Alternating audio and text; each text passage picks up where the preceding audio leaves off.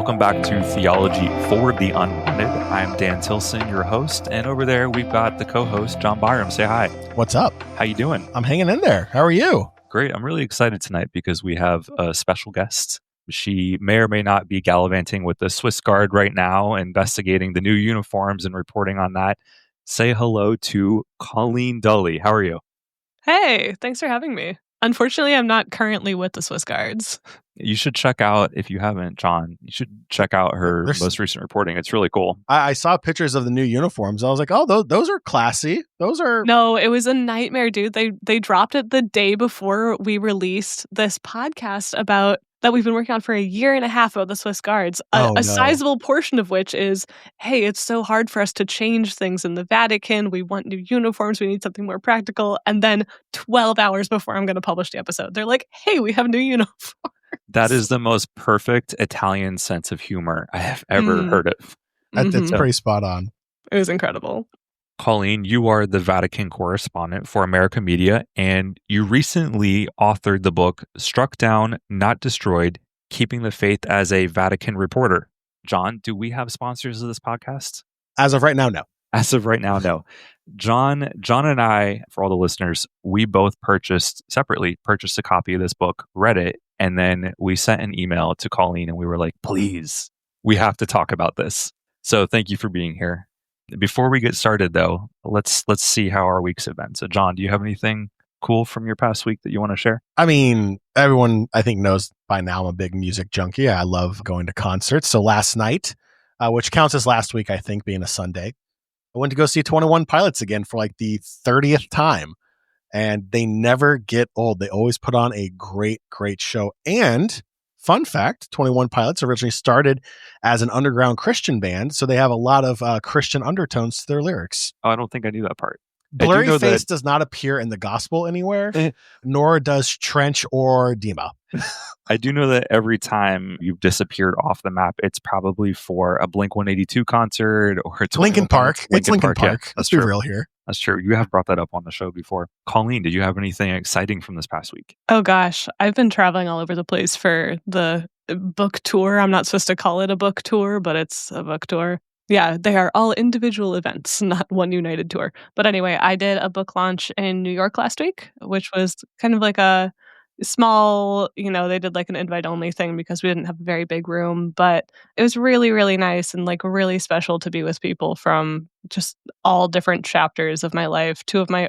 3 of my oldest friends from like grade school came in for it, which was really, really cool. Yeah, so just been traveling a lot, but that was a special trip. That's awesome though. And a number of people have pointed out to me that we actually posted a few weeks ago bragging about how we were going to be talking with you on the podcast. And then a substitute episode on mercy came out. I don't know if I'm more embarrassed that I had mixed up the time zones amidst your not book tour. You are not the only one who does that. This just happened to me on another show that will not be named as well this week. But I'm also, now that I've like let that cat out of the bag, we treated mercy, which is like one of the most fundamental things of understanding the Catholic faith. That was our substitute backup episode. I love that. That was probably more needed than hearing from me. Well, it was incomplete. So here we are. Let's see, this week.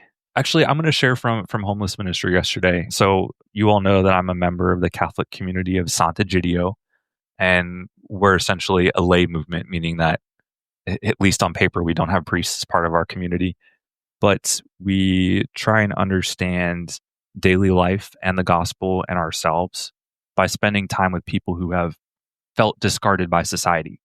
So in my case, a bunch of us, we have a homeless ministry that meets in the basement of the Italian Catholic Church in DC. And one thing that we're always asked to do is tell our folks to dream. It's a very Italian thing. Like, what are you dreaming of? Like, nobody asks you that in English. But for the people that we serve, they've been so beat down by life, or they have beat themselves up, or both, that their dreams, honestly, they start out really, really small. So I'm asking this question yesterday. Like, what would really make you feel fulfilled in this life that makes you say, like, okay, I have now seen more. I have done more with the life that the Lord has given me. One woman was like, I would like to decorate a cake. I was like, yeah, we can do that. And then another woman told me that one of her dreams is to get a tour of the United States Capitol. And I worked there for 8 years. I'm still in the building 5 days a week. And she was like, but they would never allow me in there. I'm like, well, like 6,000 people get a tour a day. But she's like, yeah, but still me, you know? So we are going to get her that tour. And the thing by the way, she like walked away from ministry yesterday. She actually like a little hop in her step. It was really adorable. Oh. But the thing I'm most excited for is when we get to that tour and then she realizes that, yeah, she's allowed to be in this building. She's worthy of being where she thought she wasn't worthy of being. And that is, quite frankly, so reminiscent of what it feels like to be an LGBT ministry. And of course, the church is really struggling with figuring out how do we make space for people? How do we reconcile with all of the mess ups that we've had because we like shy away from the messiness in the church for good reasons, because we don't want people to doubt the faith unnecessarily. But I have to ask people, like, what do you dream of? And that's something that I hope our listeners will kind of let percolate as they listen to this episode. So, Colleen, I guess, give a quick background on your involvement in the Synod and talk to me about the Synod being more than just a meeting on meetings. Sure. So I started covering the synodal process back when it was announced for America. One of the first stories I did was that me and a colleague of mine called every single diocese and eparchy in the United States to see what they were planning to do for the Synod. And we were making these calls maybe like 6 weeks out from when it was going to start. It was a couple weeks long project. We probably finished a month before. And we found that only 50% of US dioceses had taken the very first step of appointing someone to be a local coordinator. Cool. Yeah, which, that's like kind of a bellwether of how sort of relatively uninvolved the US church has been in this process compared to other places. But anyway, the Synod, for people who are not maybe familiar, is that it started with this listening process that took place in churches across the world. Every diocese was supposed to do listening sessions. A lot of them delegated this down to the parish level. And everybody was invited to come gather. You didn't have to be Catholic. And to reflect on the questions of communion, participation, and mission. So very broad subjects, right? Communion included everything from like our relationships with one another in a polarized society, to our relationships with other Christian churches, to our relationships with other religions, or like with people who are on the margins of society. Participation, yeah, obviously raised a lot of hot button questions about women in ministry, that kind of thing. But it was also like, how do lay people, take responsibility for our faith, maybe have more of a role in decision making? What are the limits of that also? And then mission, obviously, the church is evangelizing mission, but how exactly do we feel called to live that out in our world today? And so they gathered all of this information from all of these different listening groups around the world. They were synthesized on like a regional, national, continental level, etc. They were brought to these 2 discernment meetings in Rome in October 2023 and 2024. And so I was there for 2.5-ish weeks of each of those. And I was in the room when they signed the final document, when that was approved, when they voted unanimously. We came in right after, not unanimously, when they voted to approve the document.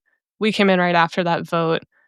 It was a really special moment. Like, it was clear that, it sounds cliche, but like the spirit was moving in that room. You can't gloss over that, because what happened there was typically documents of the church are written by the Pope, and that eventually we receive them, and then eventually 50% of the dioceses in the United States decide to, do whatever it is that they were asked to do. So it's a very long, like a drip down process. So usually synods are making recommendations to the Pope, and then the Pope will go ahead and make his own document after that, basically picking up what he feels like, he has discerned he should take from that and promulgate to the church. But in this case, what he did was, right after they approved the document, he said, okay, I'm adopting this wholesale as my ordinary magisterial teaching. And here it is. This is now mine. And incredible. You all go do it. It makes it a little bit complicated, and we can get into the reasons for that. But yeah, I mean, I don't know what base level of knowledge your listeners are working with on the Synod either, but I just think I get a lot of hope from this process because I feel that the Catholic Church is in a major crisis of credibility right now. I think a big part of that is the abuse crisis, but also, various instances of hypocrisy that people feel like they see in the church. And I think that allowing people to feel like they have more responsibility for the church and that more of it is in their hands can help overcome some of that crisis of credibility by helping people feel involved. When I was doing some writing for my little tiny portion of the Holy See, and they were getting ready for the Instrumentum Laboris, which is kind of like the pre-document to the it was the working document. Exactly. Yeah. I think it was one step before that, if I recall, but the Frassati document. Yeah. What I had written was there is an innate connection between our presence as a church wherever there is suffering, which, by the way, in itself was a very exhausting statement to project. That there is a connection between our presence wherever there is suffering in the world and our credibility as a church. Because we like to teach that there's like all these statements, almost like it's a checklist, especially in English-speaking countries. But people know if you're offering them medicine that's not good for them.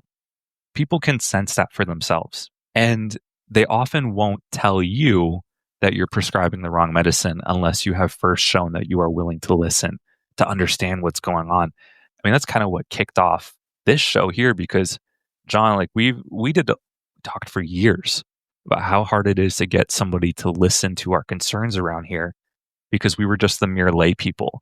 And we didn't have this custody, this responsibility for the church in the way that other people did, but we love being Catholic. And I don't want to jump ahead of here, but I think that like the issue with the lady not wanting to speak up as much, I think that really comes down to one of my favorite parts of Colleen's book is clericalism. I knew I was going to mess that word up. Clericalism. There we go. Doesn't really roll off the tongue.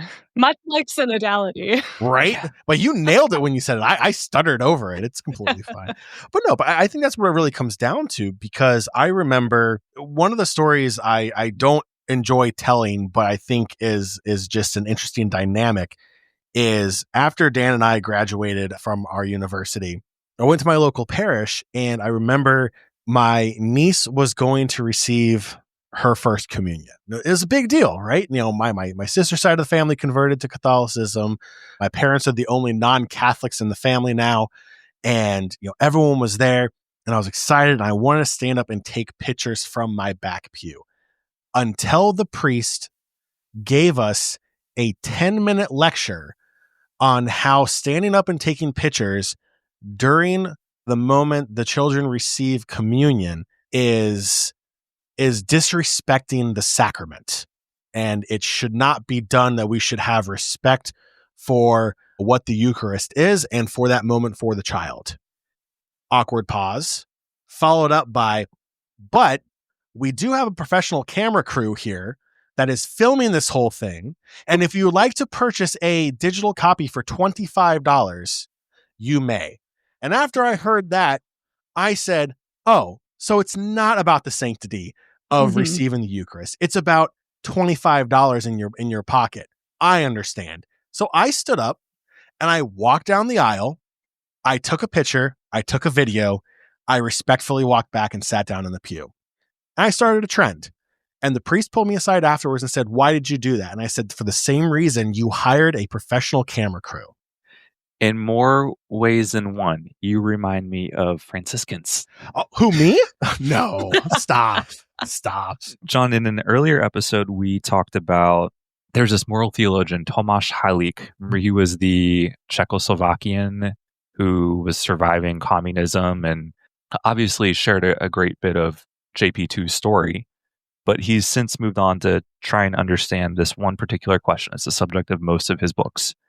Is there something hiding behind the mask of religion that is not faith as I understand it?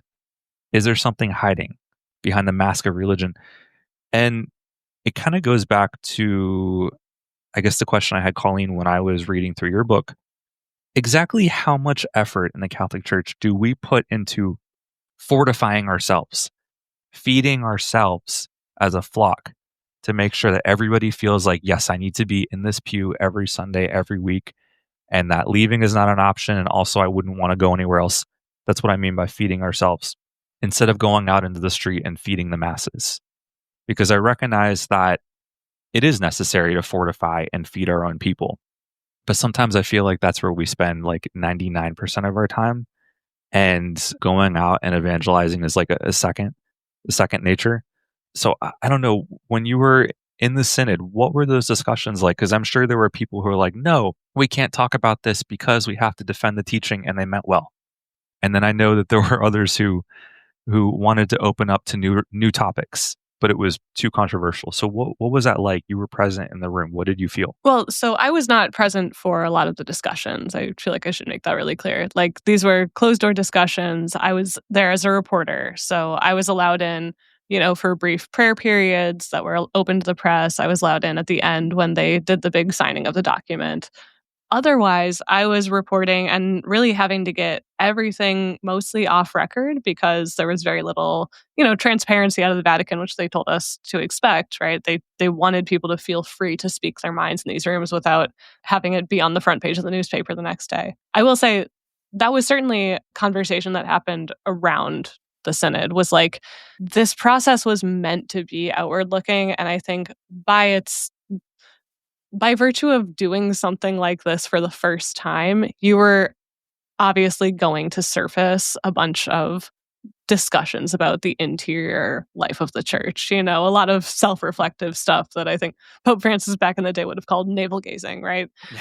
And I think that's a valid criticism. I think it's definitely kind of exactly what I expected would happen, and I think it was necessary to have those conversations, and I think that it's necessary to follow up on what surfaced in them. My hope is that as we continue this kind of conversion to a synodal model of being church, that we are able to stop focusing so much on that, internal church dynamics stuff, which does have a role to play in rebuilding the credibility. Like, I think they're important discussions, but that maybe in future synods, future ecclesial assemblies, we're able to focus more on, the issues of evangelization, the issues that are happening in the world around us. How do we go out? How do we feed the masses, to use your metaphor? I don't want to give too much away from the book, obviously, because this is something that is worth getting. You made some interesting observation about how the Catholic Church proclaims saints. Mm-hmm. And a few years ago, I was at the canonization of Saint John Baptist Scalabrini, who is this new patron of migrants. And of course, if you ask anyone who recently finished a catechism course, Cresima or confirmation class, they'll tell you that in order to be a saint, you have to have how many miracles? 2. Normally. Unless you're a martyr, and then it's 1.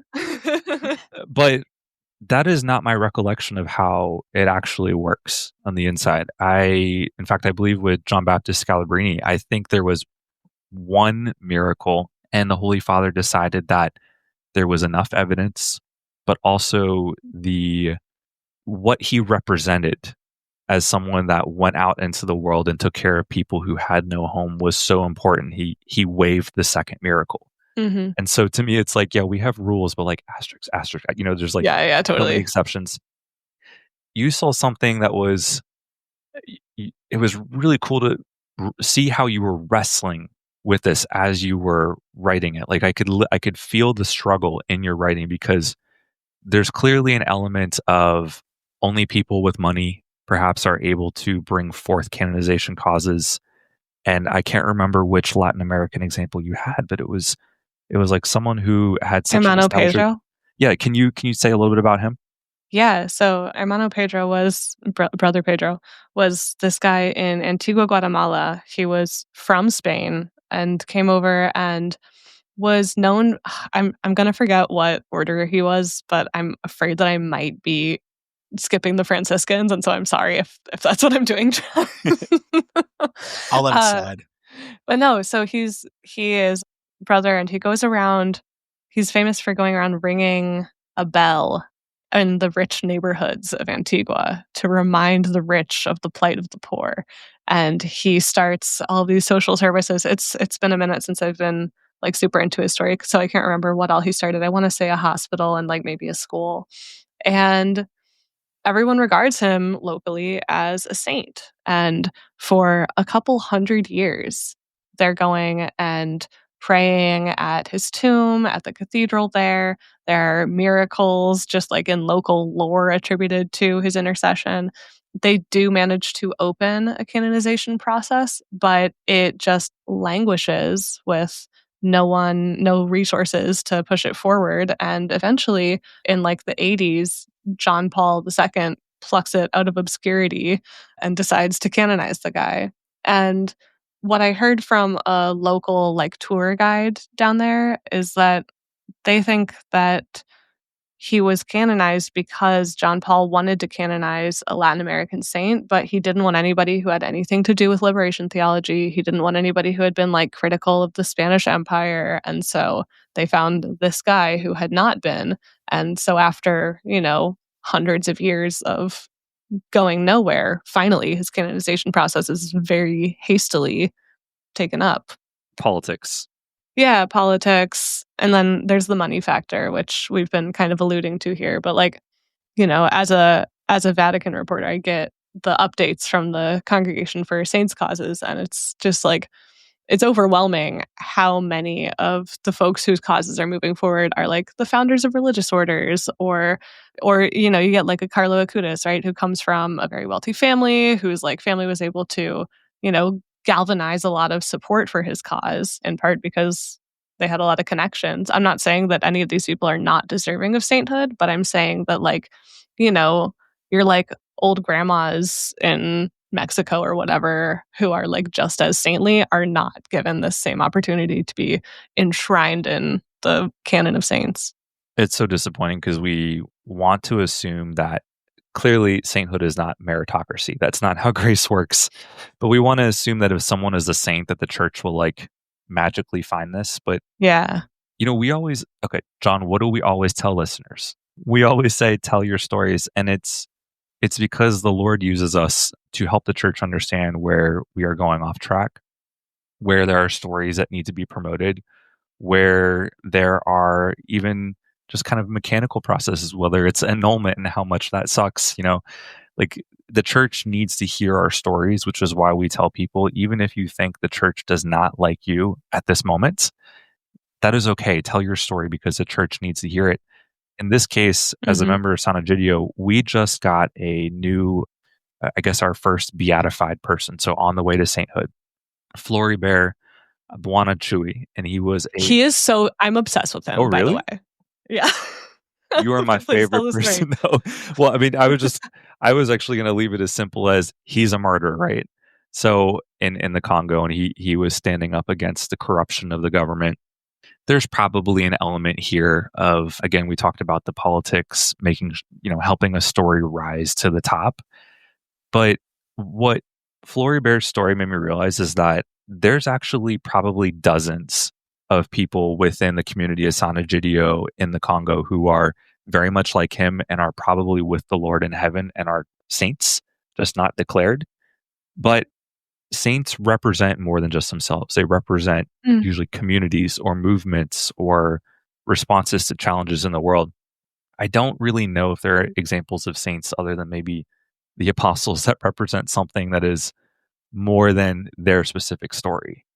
So I don't know. You wrestled with this really well. It's like, even though it really sucks to find out that politics and money have some element of like becoming a canonized saint, that the Lord's still working through that. And that's at least what I took away from it. I think my big takeaway in that chapter is that when the money and politics make me feel like we can just throw the whole process out the window, it's the miracles that bring me back.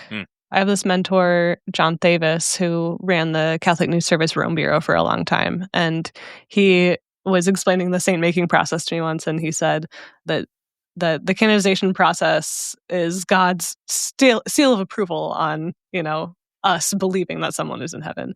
And doing some reporting on that process, so we did like a big podcast deep dive, I realized like just how strenuous and demanding this process of getting miracles is. And I'm seeing it from the inside now, volunteering for the Dorothy Day canonization cause, where it's like, you can have what seems like a perfect story, but so often it almost always has to be a medical miracle because they're super well documented both before and after the, unexplained healing. You have to have interviews with non-Catholic doctors in that case. You also have to have cooperation from the person who was healed. So I've seen that before where it's like somebody was healed, but they don't want anything to do with the church. And so they refuse to talk to the Vatican about this and their miracle's off the table. It seems like their miracle should be returned. Like that's... Oh, no. And this is why we are not God. There is no return policy here, sir. On the other thing that is really tough that I've seen trip a lot of possible miracles up is that you have to pray only to the person who is being considered for canonization. And so it's like a Catholic in a desperate situation is tossing out prayers to everybody, and that disqualifies them. Wow. Yeah. That's almost... It's crazy. So I've encountered people in the Vatican who are like, we need to relax these requirements a little bit, which I don't know. I kind of like how demanding they are. Oh, that is really demanding. But again, it feels like there's something there that is not faith as I understand it, right? That's so real. That's fair. Yeah. I guess as we close out this topic right here, Frances Cabrini is one of my favorite saints. I have 3 saints I pray to every day. She's one of them. She's stubborn like me. She's almost as stubborn as John, but John, you have your own saints you pray to. Oh, so in the new movie about her that came out, I guess, 2 years ago, there's this brilliant bit towards the end where she barges into the Senate in Italy, in Rome, barges in. And of course, there's no women senators at that time. Women are not allowed, like, silly woman, you're not allowed here. But she barges in and demands that they take action to help the immigrants. And it was bold. It was really, really bold. And that's why I work in politics, because I like that stuff. But the sisters of her order did their absolute best to hide that story when she was up for canonization because they thought it wasn't ladylike. And of course, I mean, for the time it wasn't, right? You're not supposed to be here. They thought it wasn't very saintly behavior. But in some of my squabbles with my colleagues over in Rome, I always remind them, what saint doesn't take a risk? Like, are we just going to follow all the rules and lock ourselves in a cell and that's how we find our way to modern day sainthood? Like, that's not what we're going for here. So what dream big. Turning to a tough topic here. So you wrote a little bit on, I guess I could say, your process of understanding just how bad the abuse crisis is. Mm-hmm. And your book, by the way, is so powerful because it's so personal. And I can only imagine, I'm sure you had anxiety attacks leading up to this coming out because it's very personal. I would tell everybody that I felt like I was going to throw up whenever I thought of someone reading this book. Hopefully you're feeling better now. I mean, it's such an important... It's been, because I've heard from enough people that the personal reflection paid off, that it resonated enough. So yeah, no, I no longer feel nauseous thinking about people reading the book, which is good. These are the bold risks that our saints have to take, and there you go. So as I was reading your reflections on, it was almost like an onion being peeled back, and you were like, oh, surely the abuse hasn't gone this deep in the church, and it just kept getting worse and worse. In my own story growing up, I wanted to leave my home parish because nothing physical, but I was very concerned with some boundaries that were crossed when I was a minor in the parish. And I would go to confession and I would kind of it would become obvious that I am no longer at my home parish. I am many towns over from where I came from. And I got scolded, go back to your territorial parish. And they weren't even asking why. And this happened two different confession experiences where they're like, go back. The church in her wisdom gave us these boundaries and you belong there. And I'm hoping that the Synod can help us move past that, because there's something in that is rule-based and maybe important, but it's not faith as I understand it. So as you were coming to grips with just how bad things are, did you get a sense of whether or not help is coming? Like, are we finally determined to make the changes that we have to? Are we going to put Band-Aids and then try and just teach forward to the next generation? Yeah, it's a good question. And I remember that you had sent me something like that in your first email, that you had felt at that moment in your life that help was not coming. I think there's been a lot of progress. I'll say that. Like, I think it's really, really slow, but the US church is considered a leader in prevention and safeguarding now. I think that there's a whole kind of different wave of the abuse crisis that is more on the help is not coming front, and that is this whole thing where dioceses are now avoiding paying settlements because of bankruptcy claims or whatever. That's limiting people's ability to get some kind of compensation for what they've been through. I have some hope for Leo as an American pope, that he'll continue kind of cleaning things up. In the same vein, I'm a little bit concerned, and this echoes what I've heard from abuse survivors and advocates that I've been talking to since his election, that his background as a canonist might also mean that he's A lawyer. more protective. Yeah. Yeah, as a canon lawyer, that the canon law system prioritizes protecting the cleric, basically. It's very concerned with, the protection of someone's good name, but it also is in some ways skewed towards protecting the cleric more than the victim. And so, like, we'll see how he balances that. So I'd say slow progress. I'd say help is going to continue coming slowly, but that it's probably going to keep facing a lot of the same problems and like inertia that it has been facing, in that, these offices that are handling this in Rome are super under-resourced. They're overwhelmed with work. There's also this question of, getting dioceses and bishops on board with even seeing this as an issue. So this was a thing that we focused on in the 2019 summit on the protection of minors that I reported from in Rome, where they brought heads of bishops' conferences from around the world to like come sit and listen to testimonies of survivors from every continent, so that no bishop could say, like, this isn't an issue where we are.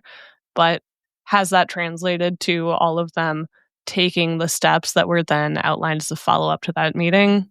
No. So, yeah, I wish that I had something more hopeful to say on this, but I think that it's that help is gonna can keep trickling out. I don't know that I would say like help is coming, I think one of the interesting things as a convert, especially in a college campus, that I think Dan and I can agree that our alma mater tends to be a little bit more left of center.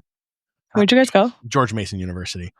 Got it. Even though former Vice President Pence has been announced as one of the newest faculty staff members starting in the Oh, nice. That's kind of cool, though. It is. I mean, look, we're in a great position in the country to get a lot of ex-politicians. And I mean, Joe Biden's wife taught there for a bit also, Dr. Jill Biden. So that was really cool. One of the things I came across as a convert was people weren't really questioning me why I was converting to Catholicism. It was more of, how can you convert to Catholicism with everything that's going on? And it was hard enough having a crisis of faith in regards to what I believed in, having grown up Presbyterian and Methodist, to go through the whole process, but then to have to answer for the church to church outsiders. And at the time, RCIA, they don't want to touch on it.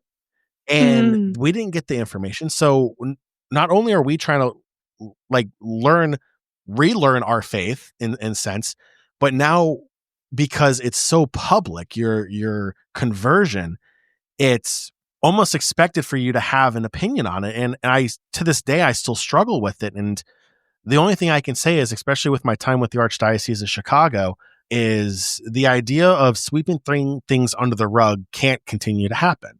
We have to pull the rug back. We have to take a look at the church's dirty laundry, and we have to address it. And that's really the only thing I can say at that time. And even to this day, it's still a tough topic. Obviously, we know morally what happened is wrong. The fact that it may be continuing to happen in certain dioceses across the world is still wrong, but how do we go about addressing it? So I guess from a convert perspective, I'm not sure how many converts we have listening to our show here, but if someone is looking at converting to the Catholic faith, but they're struggling with all of this dirty laundry that in the age of social media just tends to pop up, it feels like every other day, how can one continue to really follow their calling to convert to Catholicism when they're also being attacked from all sides about them joining the church as possible, as a possibility of them signing off on what the church has done? This is something that I write about in the first chapter on the abuse crisis that like I and all of my, especially younger colleagues, were dealing with during the 2018 wave of the abuse crisis. Because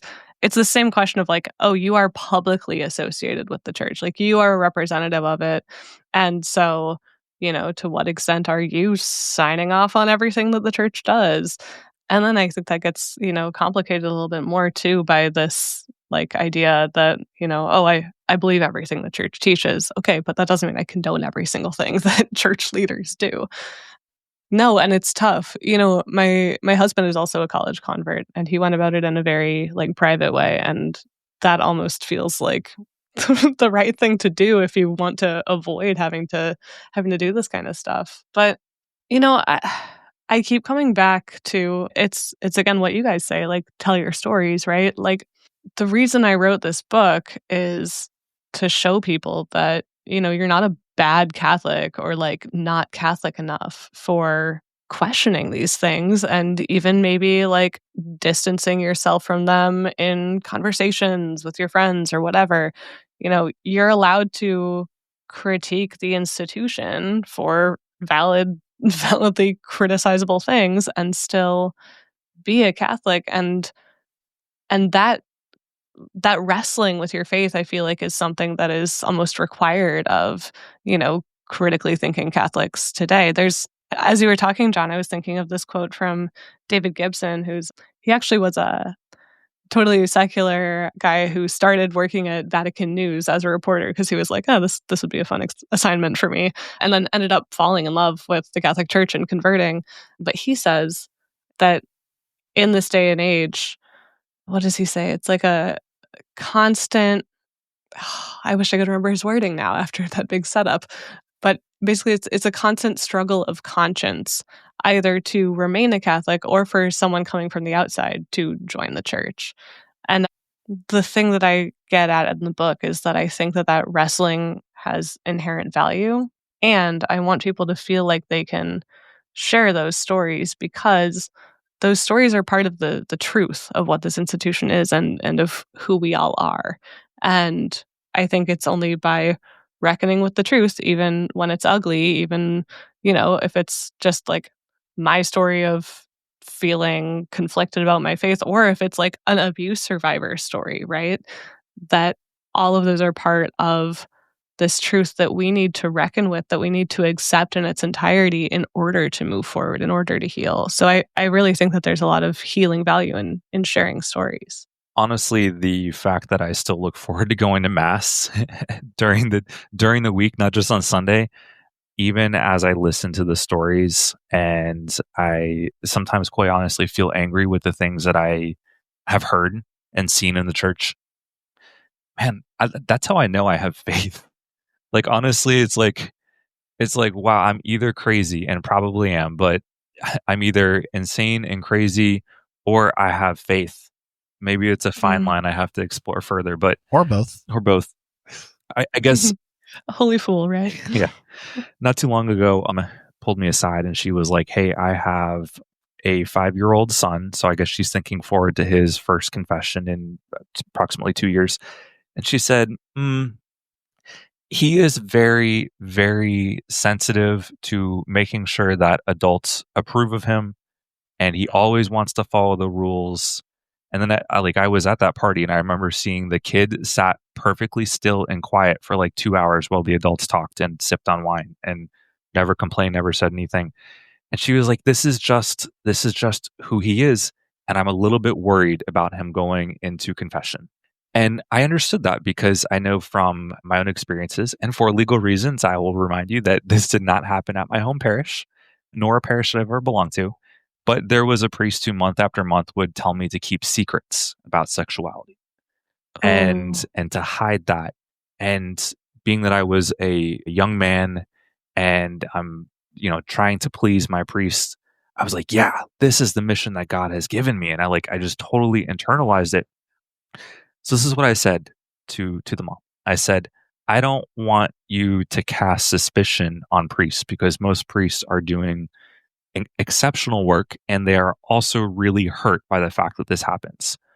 But it is absolutely true that if somebody is trying to figure out whether or not you're vulnerable, they're likely to, from experience, not any sort of study, it seems like it's likely to happen in confession. And it's going to be totally undetectable to the person behind you in line because you're coming out and you're doing your penance and saying your prayers and leaving. So I said, make sure your son knows that if anything weird, any questions come up that he doesn't totally understand, it's okay to say to the priest, sorry, Father, I'm actually not ready for my act of contrition today. Can I come back later? And that way we don't have to accuse the priest. Your son needs to be prepared to step out and then say, Mom, Dad, or whatever adult you trust, like, is this normal? To step out and then ask questions. And hopefully, it's a misunderstanding and the kid can go back to confession the next day and have that sense of peace. But would not be good is if somebody is getting absolution, but with a really bad sense of peace, a negative peace. So I am very passionate about the church. I brought this up in a meeting with the cardinal when I was supposed to be doing other things for the Holy See. And I said, I would really like to see a sign in every confessional that says, if you no longer feel you are ready to complete this confession, you are always welcome to excuse yourself. And I mean, because if you didn't know why I wanted that sign in there, you wouldn't walk in there and be like, oh, this priest is weird. No, we don't have to cast suspicion on people, but we do have to start training our youth to understand these hopefully rare circumstances and what to do with it. And then, Colleen, I guess I want to get a reaction to a debate that we've had on this show a number of times about what does holiness mean? So from what you've seen of the church with the onion peeled back, I've always been told growing up that holiness is this unwavering commitment to Christ, and it seems to be measured in obligations and whether or not you met those obligations. But I am hopeful. I think the church is ready to move to something much, much more credible, to understand holiness as a process, to understand that it's messy, that it's okay for it to be messy, and that it's a process of becoming everything that you were made for. So that kind of like bakes into the equation that are going to be stumbles. But I'm afraid that at least locally, we are still teaching people that it is meeting obligations. What did you see? Yeah, first on the sign in the confessional thing.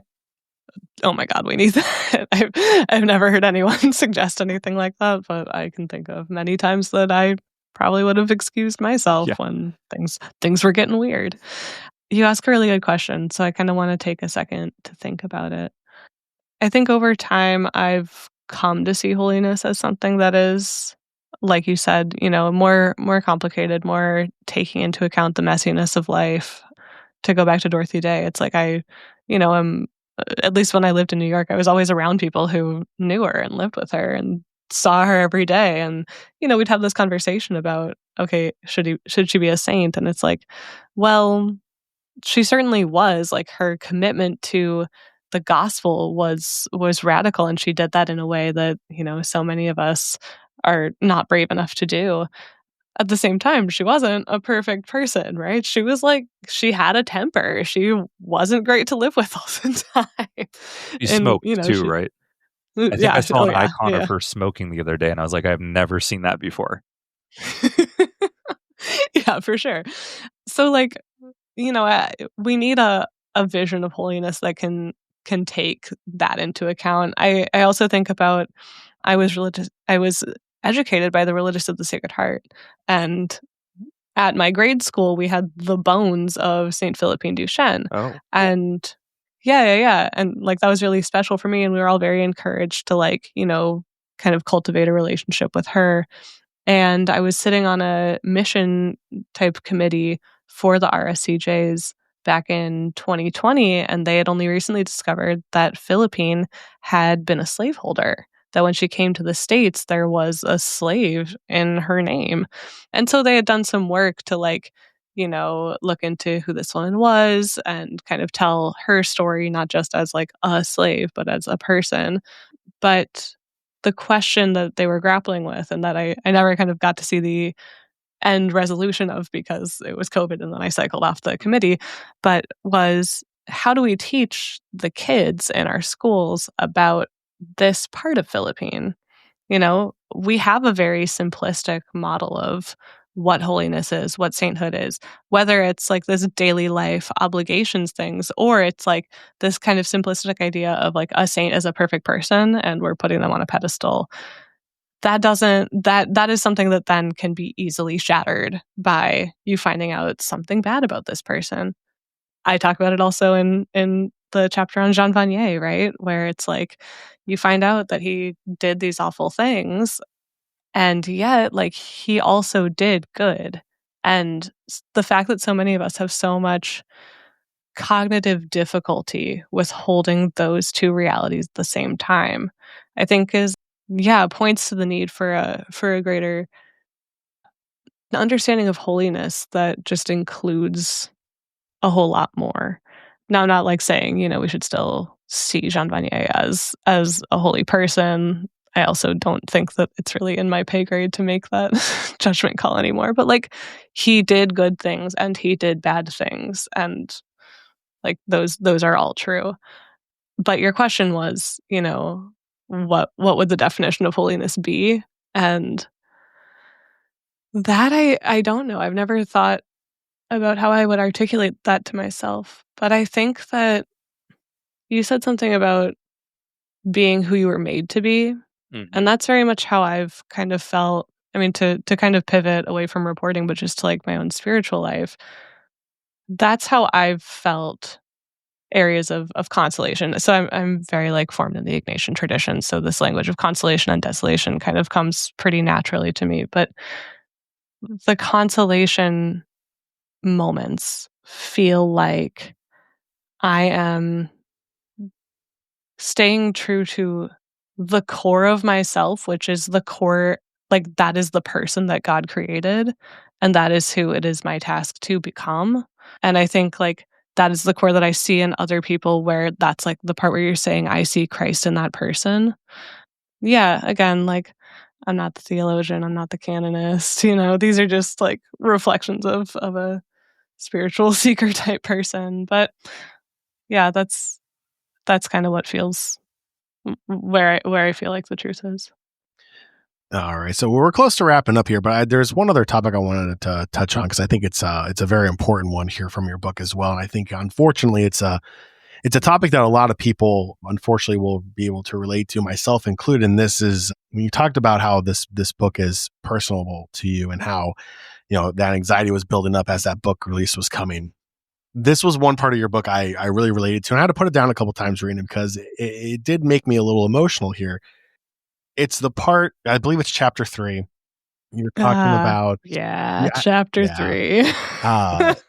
Which, by the way, like I think the way you told this story is incredible because it's, for me, it's so relatable. Also, I too have lost friends from suicide, and part of my personal ministry has always been helping people get the courage to say, hey, something's going on. I need to talk about it. I need to, whether it's talking to someone you trust, whether it's going to, a priest you trust, whether it's going to a parent or something, to kind of talk about the feelings that someone may be feeling internally. But from the other side, from being someone who knows someone who has taken their life by suicide, it causes a crisis of faith, right? And as a convert who went through a crisis of faith in converting and changing my own personal theology, several years after my conversion was the first time I was really faced with this second wave of really questioning my faith. And I did struggle with the church's teaching on it. And when through my formation, they taught the traditional teaching of what happens to a person if they were to die by suicide. And I struggled with that. And I still struggle with that, even though the church has kind of changed its tone on it a bit. It's still something I still really struggle with. And I was really hoping, again, I don't want to give away this entire chapter, but it is a very powerful chapter. What kind of advice could you give to a devout Catholic or just a devout Christian who is struggling with not just loss, but a loss of someone close in this manner? Because it's never easy, and it's very easy to lose faith. It's very easy to think that how can our God, this loving God, allow this to happen? There's always that question. We had a guest last week that said it's always easier to start at the top of the stairs and work your way down when going through difficult questions versus starting at stair one and trying to work your way up.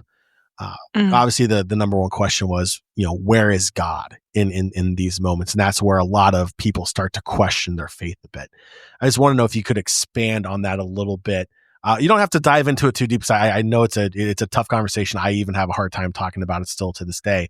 But for people that are going through a crisis like that with their faith in regards to the topic of mental health, mental illness, and suicide, what's some of the best ways the church can really come together as a community to support one another?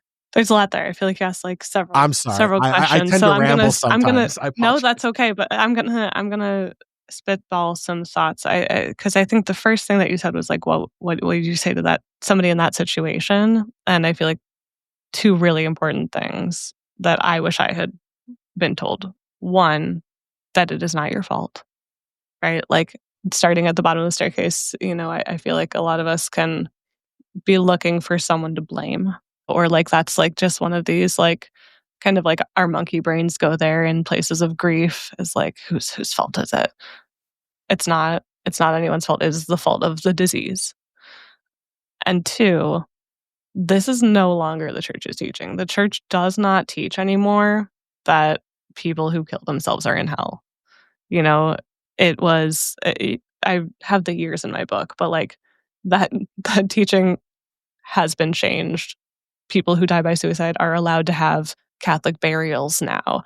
And I did not know that. Like I had also been taught this, John, and it was only after a draft of my book had been turned in that I found this out. I thought that my friend's ashes were at her parents' house because she wasn't allowed to have a Catholic burial. And only later did I find out, like, no, she could have had a Catholic burial, but they chose to keep her at their home.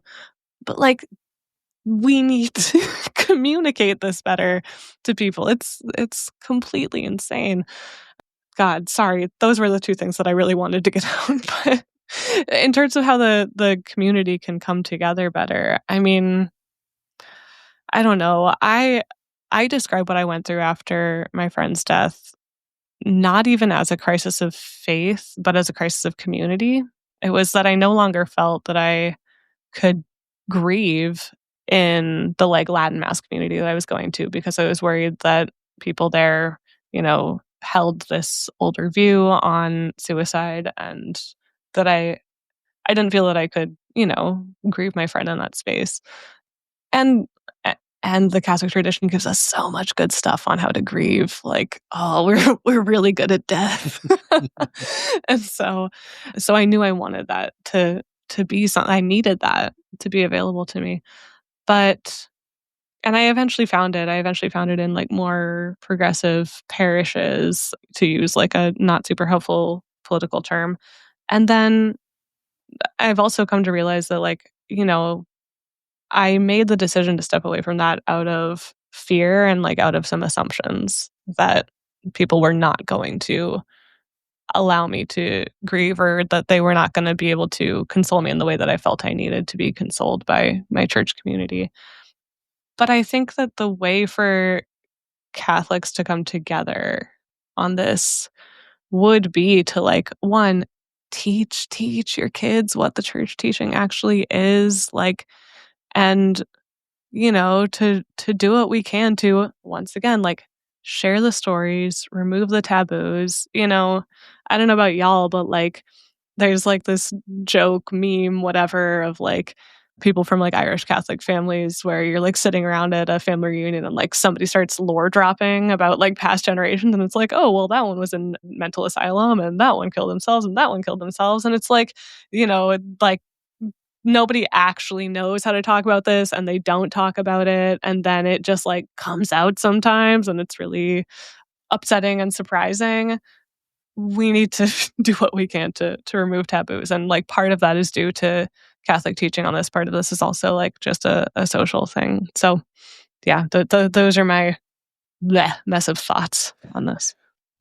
When I was coming out to my parents, who have since, they've fully accepted and processed and are supportive of me and my partner. But I remember my mom like not having any reaction at first. And I said, "Mom, you're allowed to have emotions. You're not Irish." and totally missing the point, she goes, "Well, I'm an eighth Irish." We do have listeners to this podcast in Ireland.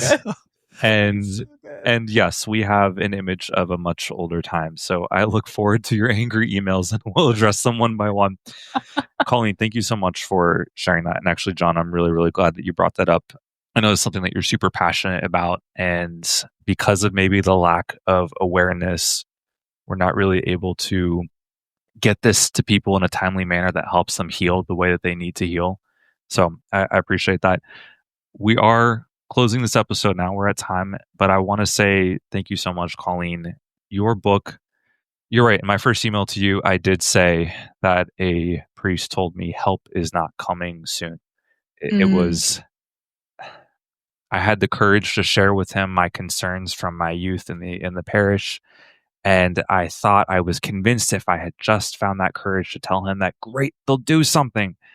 And I was told help is not coming soon. And it was such a gut punch that I felt was unanswered until I read your book. And exactly as I tell the people in our homeless ministry, as I tell Jon when we get dinner sometimes, as I tell other people who are in LGBT ministry, I say, what is your dream? What do you dream of that will make you feel whole, that will make you realize that you are on the path to becoming everything that God made specifically you for? Not made me for, but made you for. And as I know from homeless ministry, because we've been told for so many years that we're not capable or we can't do anything, the dreams, they start small, but that's okay. Tell your story as you can. Dream of doing something new, and eventually you will get there. The path to holiness is really messy, so tell your stories. Go out and check Colleen's book, Struck Down, Not Destroyed. It was so fortifying to me, and I really hope that to those who are just clinging on, barely hanging on by a thread to the Catholic faith, that this will give you new ways to wrestle with the tough questions that are in your head. So thank you, Colleen, for being here, and thank you to all listeners. As always, Jon and I are super grateful for reading your stories throughout the week. Keep it up, and until next time, this is Theology for the Unwanted.